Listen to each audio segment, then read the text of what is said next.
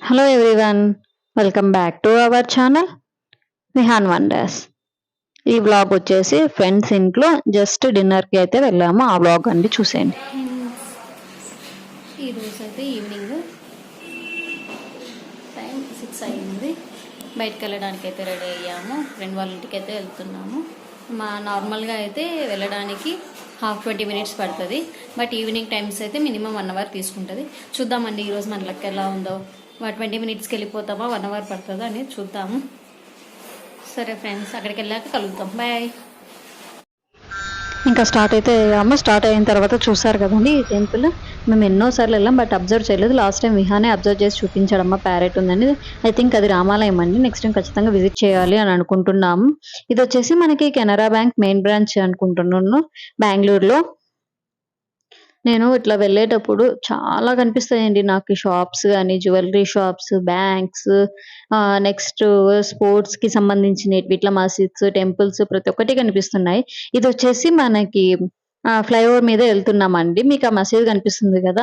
అదంతా వచ్చేసి మనకి కేఆర్ మార్కెట్ అంటారు కదా! అంటే చిక్‌పేట అంటారు కదా! అక్కడ ఉండేది అండి. మనం కింద ఫ్లైఓవర్ కింద నుంచి వెళ్తే గన అది కేఆర్ మార్కెట్ అండి. మీకు అదంతా కనిపిస్తుంది. నెక్స్ట్ ఇంకా మధ్యలో అయితే పెట్రోల్ కోసం ఆగాము.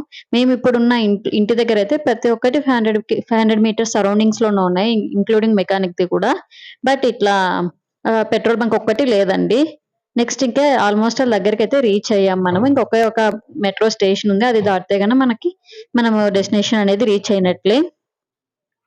మనం ఇప్పుడు వెళ్ళిండేదొచ్చి 10 కిలోమీటర్స్ ఉంటదండి మన ఇంటి దగ్గర నుంచి వాళ్ళ ఇంటి వరకు.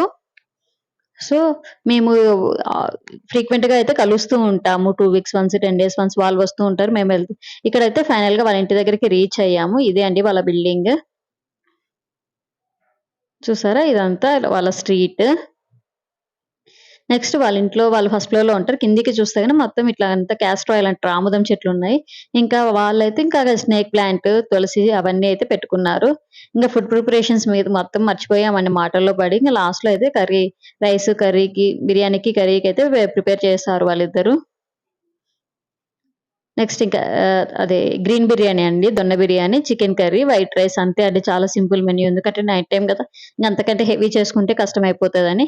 ఇంగ లాస్ట్ అండ్ ఫైనల్ వచ్చే ముందయితే ఇలా వాటర్ మిలన్ అలాగే స్వీట్ కూడా తిన్నాము. బట్ అదైతే షూట్ చేయలేదు, మర్చిపోయాం. పాయసం అయితే చేసింది తను. చాలా బావుండింది. ఇక్కడ వాళ్ళనైతే చూపించలేదు. ఎందుకు చూపించలేదంటే ఇక్కడ చూసారా విహాన్ బ్రష్ అడిగాడు. బ్రష్ మేము ఇవ్వలేదు అని తనే స్టూల్ తీసుకొని ఇట్లా తీసుకొని చూస్తున్నాడండి. తీసుకొని బ్రష్ చేసుకుంటున్నాడు. అట్లని బ్రష్ నీట్‌గా ఏస్తాడా అని అనుకోవద్దండి. జస్ట్ ఆ పేస్ట్ తినేస్తాడండి. బ్రష్‌కి పేస్ట్ పెట్టుకుంటాడు. అది తినేస్తాడు.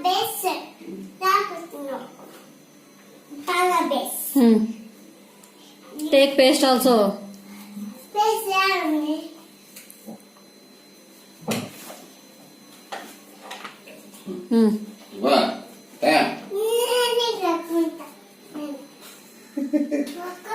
పట్టుకున్నా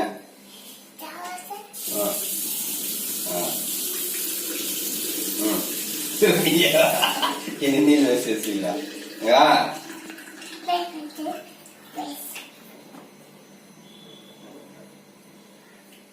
పో.